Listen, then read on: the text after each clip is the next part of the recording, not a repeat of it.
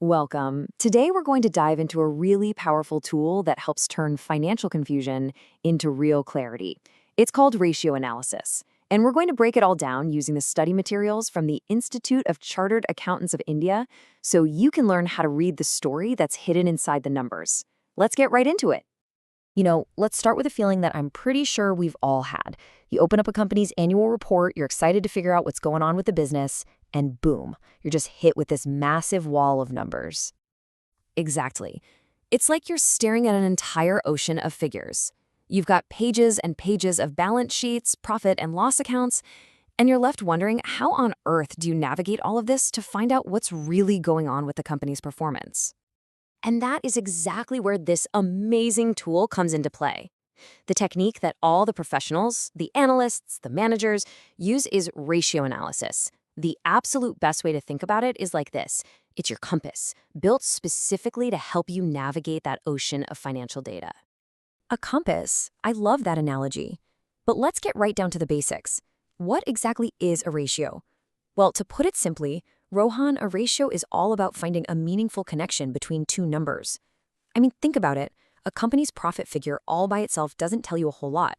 But if you compare that profit to its total sales, all of a sudden you've got a powerful ratio that tells you a much richer story about how efficiently that company actually operates. And this right here is such a crucial point. You can't just take any two random numbers and divide them.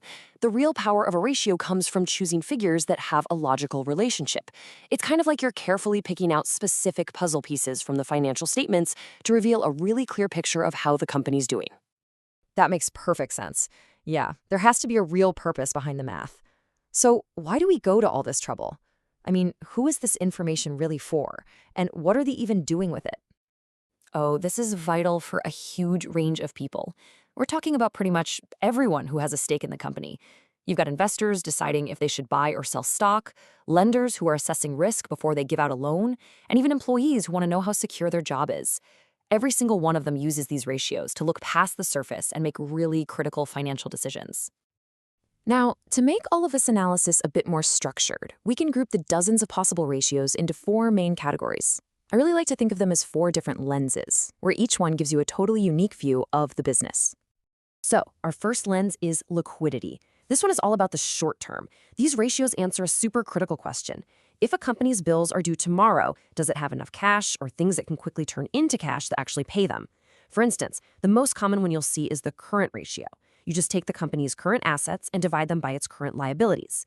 A ratio of 2 to 1 is often seen as pretty healthy. It means the company has double the resources it needs to cover its immediate debts.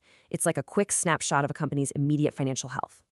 Next, we kind of zoom out to look at the longer-term picture with our second lens, leverage. These ratios dig into how a company is financed. Is it mostly running on its own money, or is it relying heavily on debt? This gives us a really clear idea of its long-term financial risk and its stability.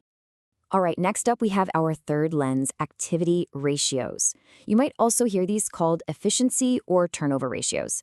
And what they do is measure how well the company is using its assets, things like its inventory or its machinery, to generate sales. Are those assets working hard for the business, or are they just sitting around idle? And finally, we get to what many people see as the ultimate goal, profitability.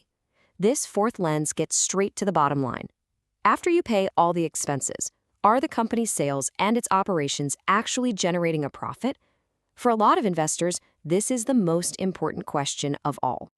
So the key takeaway here is pretty simple. A single ratio, that's just one little clue. But when you start looking at them together across all four of these categories, they transform that whole ocean of raw data into a compelling story about a company's financial health, its strengths, and its weaknesses. The question isn't about finding numbers anymore. It's about understanding the story they tell. So are you ready to start reading?